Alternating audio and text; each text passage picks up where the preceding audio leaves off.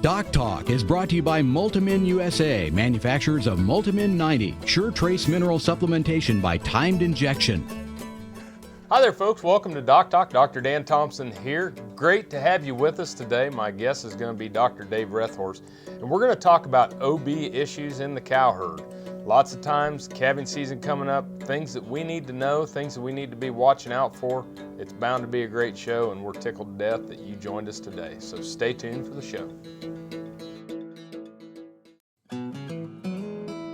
We're cow-calf producers from Northeast Colorado. We run about 300 commercial cows and calves and sell them at the sale barn in October. Since we've been given multi-min, our reproduction rate is about 95%, which is pretty good for grassland, and we run bulls and we do not AI. That means an extra 15 calves at sale time. We've been using the multi-min product for 3 years. We are really happy with it and recommend it to anybody in this business. Closed caption brought to you by AgriLabs, the perfect pairing of performance and value. This segment is brought to you by Rotomix, manufactured in the USA and designed for feeding performance in the feedlots, beef production, dairy, and cow-calf operations.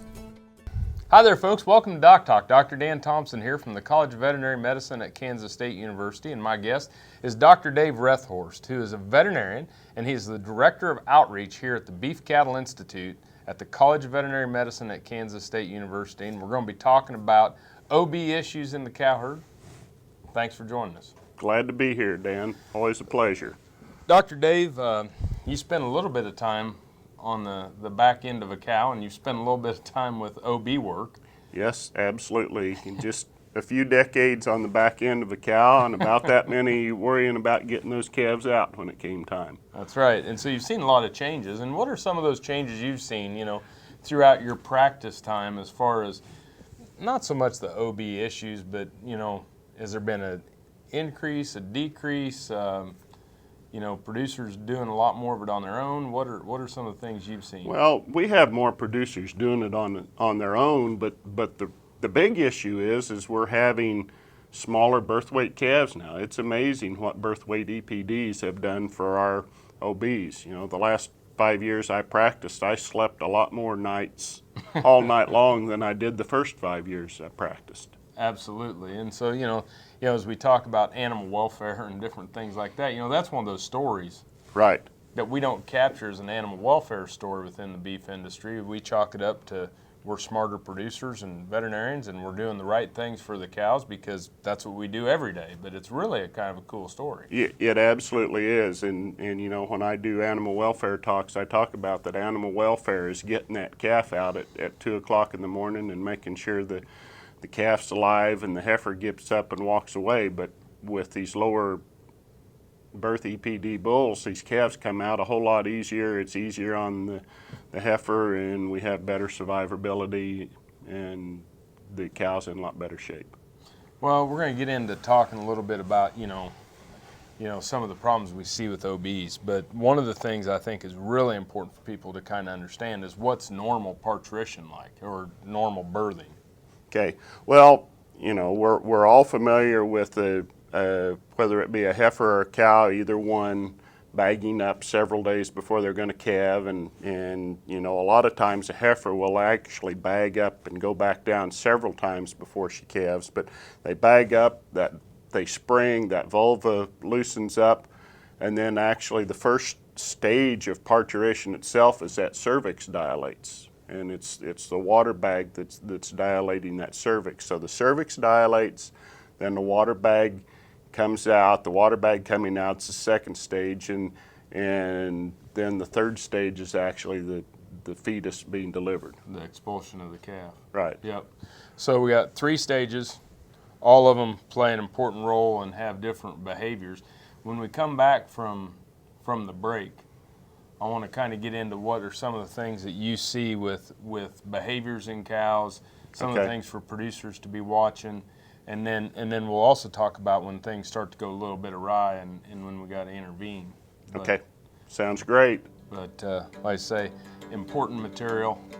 Glad to have you with us. Right after the break, come back more with Dr. Dave Rethorst. This segment was brought to you by Brute Cattle Equipment, makers of the Brute Stealth Hydraulic Chute. If the chute fits, swear by it. Visit our website for more information.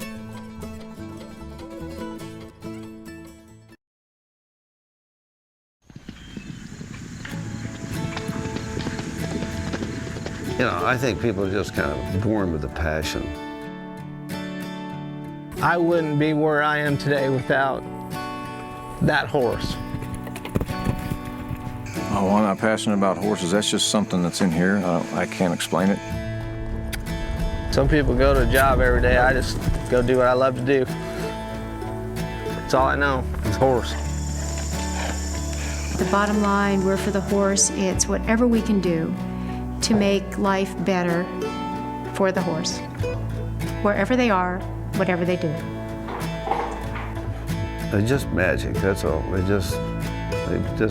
They got me.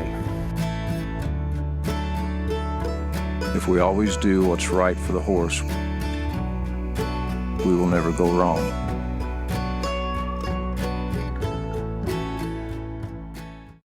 Dr. Dan here. Whether I'm driving up and down the roads covering the state of Kansas, or I'm getting between Riley and Manhattan for my job, I'm driving a Ford truck. I'd like you to come out and visit my friends here at Dick Edwards Ford. They have a truck that'll suit your needs, whether you're looking for power with a Power Stroke diesel, or if you're looking for fuel efficiency with the new EcoBoost engine, they got a truck that's just right for you. They're located 2 miles east of the Town Center Mall in Manhattan, Kansas, and they'll bend over backwards to help you. And I'll see you down the road. Beef producers need a practical choice when antibiotic therapy is required. More than ever, they are reaching for non-prescription Noromycin 300 LA from Norbrook. Specially formulated to produce sustained antibiotic blood levels up to 4 days in cattle, Noromycin 300 LA delivers economic, broad-spectrum disease management for pneumonia, shipping fever, pink eye, wound infections, and foot rot. See for yourself why Norbrook's Noromycin 300 LA is the practical choice for your herd. Got cattle? Rotomix manufactures a complete line of energy-efficient rotary and vertical feed mixers for feedlots, beef production, dairy, and cow-calf operations. Our mixers are available with the patented Generation 2 staggered rotor, the industry standard for feeding wet rations that include wet distiller's grain. Made in the USA, Rotomix mixers are designed for feeding performance that American cattlemen and dairy producers have come to expect. Rotomix, proud to offer a better mix in less time using less fuel. In the springtime, cattlemen need to be thinking of preventing important diseases like pink eye. Pink eye prevention includes management factors like good fly control, pasture management, along with a good vaccination program. Eyesight from AgriLabs has broad efficacy coverage as its origin from 8 different field isolates of Moraxella bovis. It is safe, smooth, highly syringeable, safe with young calves and pregnant cows, and provides superior protection against pink eye. Valley Vet Supply is devoted to providing information and professional quality products at reasonable prices. ValleyVet.com, ValleyVet.com, Valley Vet Supply.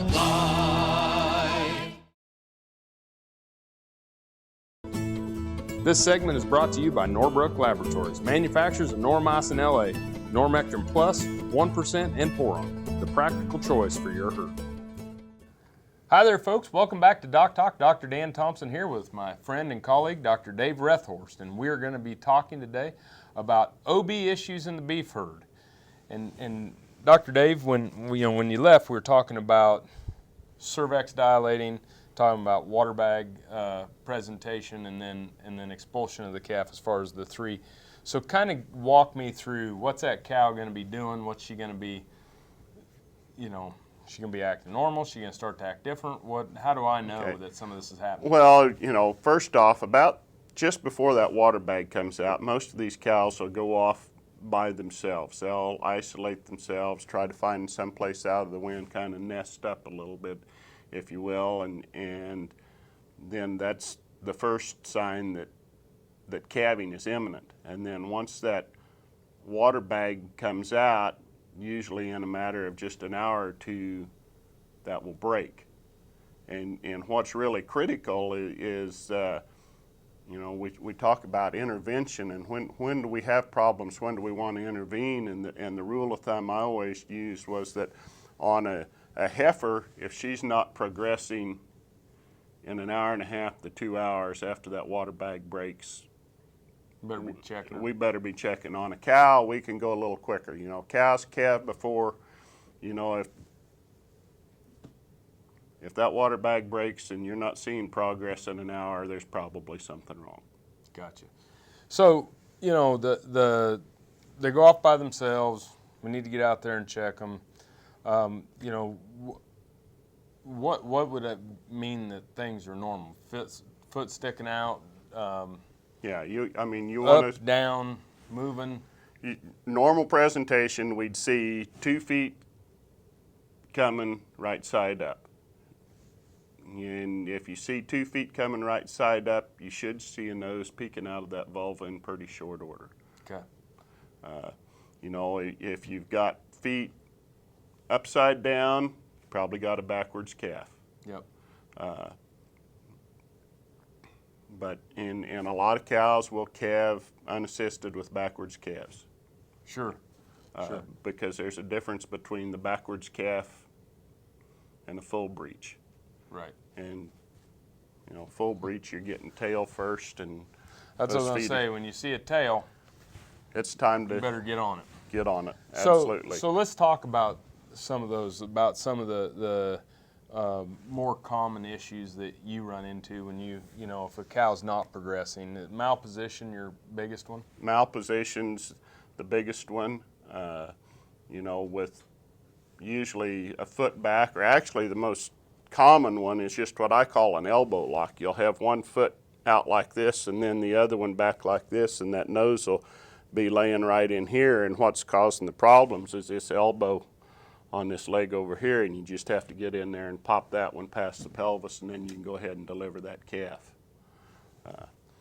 You know, some of them you'll have a leg clear back, but for the most part, not. Most part, not. Well, when we come back after the break, we're going to talk a little bit more about some of the most common problems that you run into, and size and different things to that matter. But sure enjoy having you be here. Great to be here. And we're glad to have you with us. After the break, we're going to come back, talk more about malpositioning and size of calf and OB issues in the cow herd. You're watching Doc Talk, and we're thankful that you joined us. Join the team, the Beef Quality Assurance Team. Getting BQA certified shows you're committed to practices that produce the highest quality beef in the world. And by visiting BQA.org, you can take the online certification course at a time that fits your schedule and from the comfort of your home or office. You'll also find lots of helpful tips on improving animal health and animal handling practices. Get certified, BQA certified, because it's about doing the right thing. Visit BQA.org today and become a member of the BQA team. Cow-calf, stocker, and feedlot producers know that effective parasite control improves overall herd performance and profitability. Norbrook offers a comprehensive, economical line of pour-on and injectable parasiticides for every livestock operation. Consult with your local animal health supplier to set up a program that protects your investment and brings larger cattle checks this fall. See for yourself why the Noromectin line from Norbrook is the practical choice for your herd. This hog is head over hoof for meal made from U.S. soybeans. Now, one hog isn't that impressive, but suppose we add another, and another, and another. Before long, you've got billions of hungry customers around the world all clamoring for the same thing. Our soybeans. Learn more about the billion-dollar appetite of animal agriculture at BeyondTheElevator.com. Brought to you by America's soybean farmers and their checkoff. In this particular area of central Montana, we are a little copper deficient, and with the use of multi-min, I've noticed in our hair coats of the cattle don't have that red color like they normally do with copper deficiency. We've seen less sickness in the calves when we give our calves shots at weaning. Calves seem to wean off better. We've had less foot rot in the calves after weaning. Those are the big benefits we've seen by using the product. TrueTest Group, weighing systems, electronic identification, EID, electric fencing, and dairy automation systems help farmers and ranchers around the world manage the performance of their livestock for ultimate profitability. Hey, welcome back to Doc Talk. It's Dr. Dan Thompson here with Dr. Dave Rethorst. And Dr. Dave, we're talking about common problems or problems at OB. And we talked about the elbow lock, we've talked about a leg back. You know, let's talk a little bit about breech. Okay. You know, and a lot of people confuse a backwards calf with a breech calf. You know, I alluded to that a minute ago, that our backwards calf, those feet will be coming out, but they're upside down.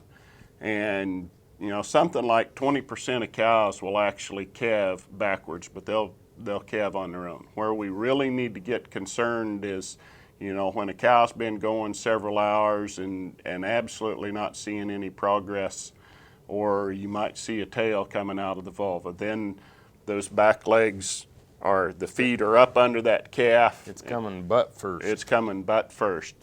Tail's leading the way. And you just got the easiest way to do those is do a spinal block on them and get in there and get those legs up. And the spinal block, the reason why we do that, it's kind of like an epidural. Right. And the reason why we're doing those is because when we do them, the cow will quit straining. Absolutely. Makes it a whole lot easier. And it just allows, it's easier on the cow and it's easier on us when we're in there manipulating that calf to get it out. Now, size. You know, that's the one thing that, you know, how did you judge? I mean, I see the size of your hands. I don't know that I want to know exactly, but, you know, how did you teach clients or talk to your clients about when the calf was too big to fit? Okay. You know, like on a normal presentation with the front feet coming out like this and the head right there, I would tell them to go ahead and put some pressure on, and as long as the calf kept moving forward, coming out, they were all right. But if they hit a spot and that calf just locked up and wouldn't move, then they better be calling for help. If you're to the point that the rod on the calf puller's starting to bend, it's time to do something different. Yep. Right. Yep, because we're really worried about two things here. Not only do we want to get a live calf, but too hard of a pull on the cow can cause them to go down too. And cause them to go down, and we can, you know, tear them up inside, cause infection, they get stressed and they won't milk, and we want them to be a good mom. Yep, and I've seen increased retained placentas, decrease in milk production, and then the really bad case when you get that obturator nerve paralysis and they go clear down. Right. We have no place to go with those animals anymore. If they can't walk off the trailer, they have to be rendered or euthanized. Euthanized, absolutely. So, well, when we come back, we'll talk a little bit about prevention. How's that sound? Sounds great. Prevention is the key. Absolutely. That's what it's all about. Thank you, folks, for joining us here on Doc Talk. When we come back, more with Dr. Dave Rethorst here at Kansas State University's College of Veterinary Medicine. This segment is brought to you by Lalaman Animal Nutrition, dedicated to the development and production of natural and differential solutions for animal nutrition. This is Agriculture Today from Kansas State University. In the quest to find out more information about the role of what are called beta-agonist products in cattle feedlot operations and finishing rations, K-State veterinarian Dan Thompson, who's been in on quite a bit of the dialogue over beta-agonists. We've seen this in other species. The swine industry 15, 20 years ago discovered this fatigue pig syndrome, and that's kind of what we've called it now. Fatigue cattle syndrome is what we're calling the syndrome that we see as far as these cattle at the plant that are slow moving. We have to understand that when we have seen the issues with cattle with this fatigue cattle syndrome at packing facilities, it's during the summer months where we have heat stress. This is K-State Research and Extension. The Kansas State University College of Veterinary Medicine is a leader in food animal research and education.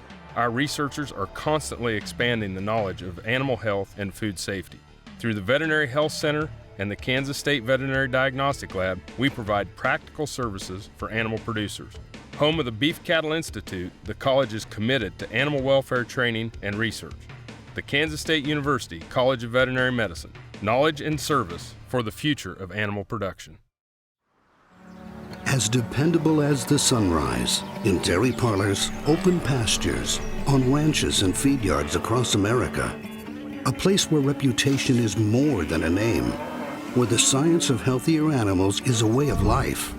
It's the responsibility that drives who we are and what we do. Every decision, every day.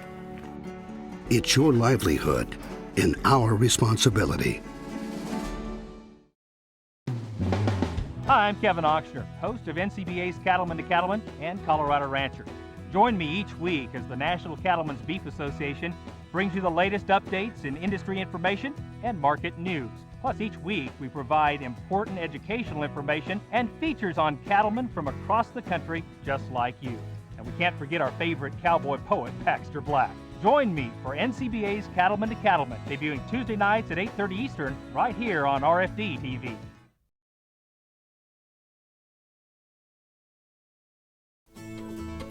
This segment is brought to you by the Beef Quality Assurance Program and the Kansas Beef Council, improving animal care and beef safety for more than 20 years.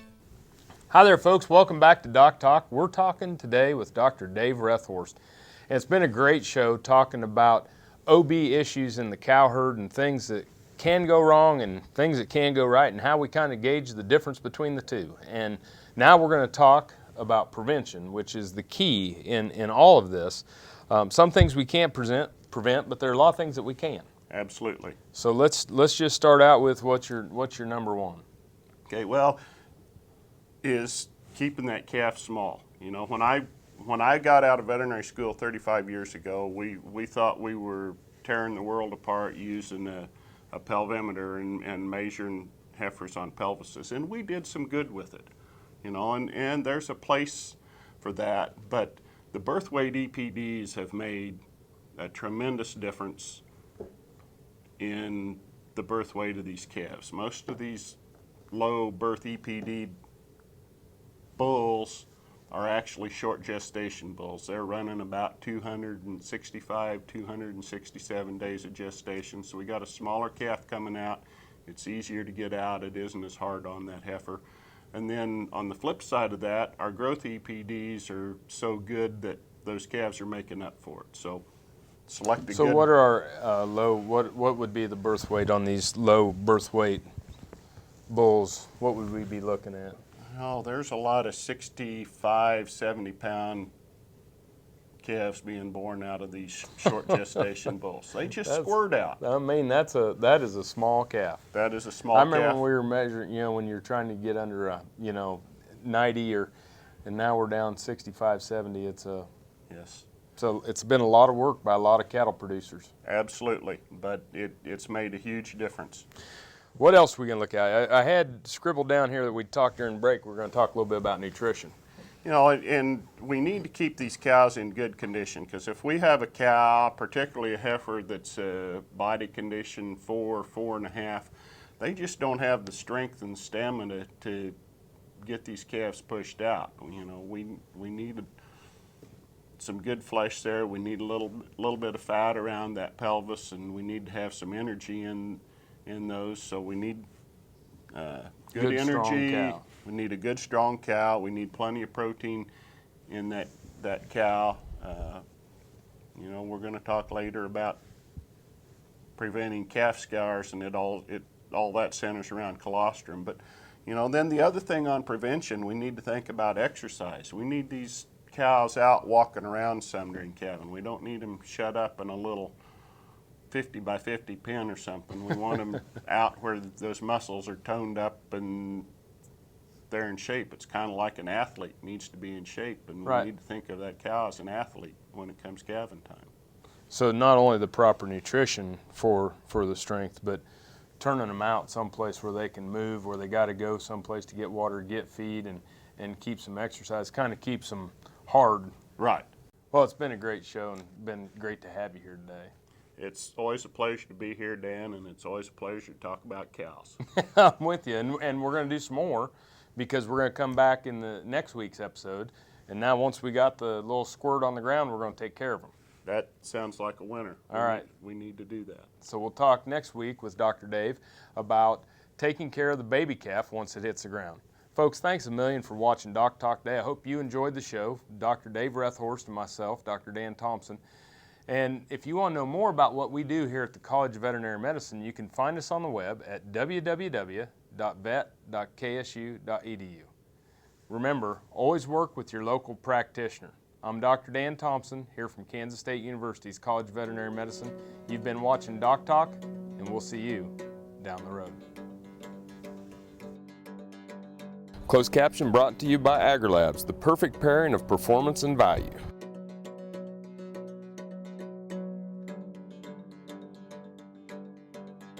For more information about this program or previous programs, go to DocTalkTV.com. DocTalk was brought to you by Multimin USA, manufacturers of Multimin 90, sure trace mineral supplementation by timed injection.